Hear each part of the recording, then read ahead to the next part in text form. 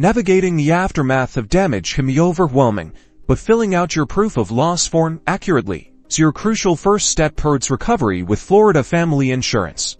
This detailed guide will walk you through completing your Florida Family Insurance proof of loss form, ensuring your claim is processed efficiently and you get the compensation you deserve. First, locate the Policyholder Information section. This is where you'll enter your full name, as it appears on your policy, and your current contact address. Double-check for any typos. Accuracy here is paramount. Next, you'll need your policy number, which can be found on your insurance card or policy declaration page. Then, carefully enter the exact date the loss or damage occurred. Be as precise as possible. Now comes the essential part, detailing the loss. In the description of loss or damage section, be thorough and specific. If you had water damage, describe where it is, what items were affected, and how extensive it is. For roof damage, specify the type of damage, shingle, uplift, penetration, etc., and the affected areas. Underneath, you'll find space to list the damaged items. For each item, provide its description,